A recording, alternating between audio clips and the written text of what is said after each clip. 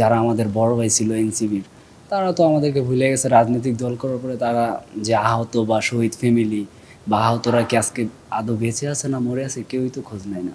মনে হয় না যে আমাদের যে জুলাই মাসটা ছিল এটা আমাদের জন্য না। এটা বর্তমানে হয়ে গেছে রাজনৈতিক দলের ধরেন ওই যে শহীদ মিনারে যে মোমবাতি দেওয়া বা বর্তমানে যারা আমাদের বড় ভাই ছিল এনসিপির, তারা তো আমাদেরকে ভুলে গেছে। রাজনৈতিক দল করার পরে তারা যে আহত বা শহীদ ফ্যামিলি বা আহতরা কি আজকে আদৌ বেঁচে আছে না মরে আছে কেউই তো খোঁজ নেয় না। বা আমরা যে আহত ছিলাম বা নিহত ফ্যামিলি ছিলাম, কই আমাদের বড় ভাইরা তো এনসিপির পক্ষে থেকেও তো আমাদেরকে বলে নাই যে আজকে তোমাদেরকে নিয়ে একটা ইয়ে করলাম বা একটা উৎসব ইয়ে করলাম, ঠিক আছে?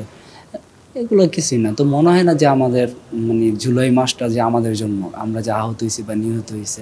কারণ আমি তো আমার ট্রিটমেন্টই পাইতেছি না। আমি ট্রিটমেন্ট যদি না পাই, আমি যদি সুস্থ না হই, আর এই মাস পালন করে আমার লাভ কি ভাই?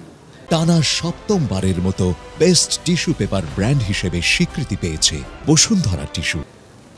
১ বছর আগে রাজপথে যখন আপনি ঝাঁপিয়ে পড়ছিলেন, তখন আপনি কোনো কিছু চিন্তা করেননি, জীবনের পরোয়া করেন নাই।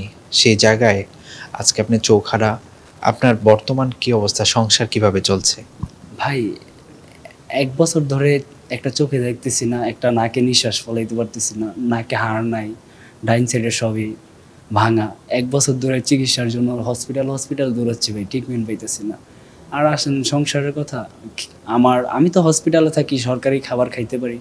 আমার বউ আছে, বাচ্চা আছে, আদৌ কি খেয়ে আছে না খেয়ে আছে কেউ কি ভাই খোঁজ খবর নেয়? এটা তো আমারই দেখতে হবে ভাই। আমি আমার সংসারের বড় ছেলে, আমার বাবা মারও তো কিছু আমার প্রতি আশা ছিল যে আমার বড় ছেলে হয়তো বা আমার বাবা মা এখন বৃদ্ধ হয়ে গেছে, যে অন্ততপক্ষে আমার বড় ছেলে হলেও আমাকে খাওয়াবে। আমার এই অবস্থা, ওনাদের কি অবস্থা, ওনাদের কি দেখে কি ভাই? এখন আমার বাবা বলতে আমার বাবার কিডনি প্রবলেম আছে, পায়ে হাঁটতে পারে না, তবুও আমার বাবা নাইট গার্ডের চাকরি করে, মাসে ৮,০০০ টাকা বেতন পায়। ওইটা দিয়ে কোনো রকমভাবে আমার বাবা মা চলে। আর আমি আন্দোলনের পরে আর কি আলাদা গেছিলাম, কারণ যখন আমি গুলি খাই তখন আমার বাসায় খুব প্রেশার ক্রিয়েট হয়েছিল।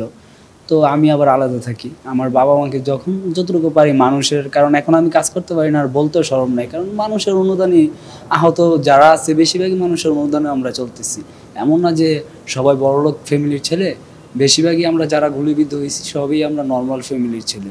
তো যেটা বাস্তবতা, এটা ভাই বলতেই হবে। মানুষের অনুদানের উপরে একটা আঙ্কেল আছে, মিজান আঙ্কেল, বা আমার কিছু কিছু বড় ভাই আছে বা আমার ভাই বন্ধু আছে, অনেকে আমার সহযোগিতা করে। সেই হিসাবে বর্তমানে এই পর্যন্ত চলে যেতেছি। বা ছাত্র প্রতিনিধি আছে আমাদের নাবিলা আপু, তো আমি হসপিটালে যখন আসতে পারি না, যে ফোন দিয়ে, আপু আমার তো আজকে এই অবস্থা, আমি ডাক্তার দেখাইতে আসতে পারতেছি না গাড়ি ভাড়ার জন্য, উনি টাকা পাঠায়।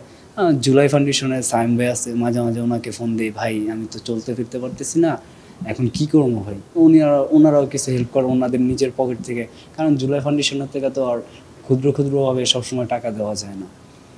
For more updates, follow us on Facebook, subscribe our YouTube channel, get the latest update on www.daily-sun.com.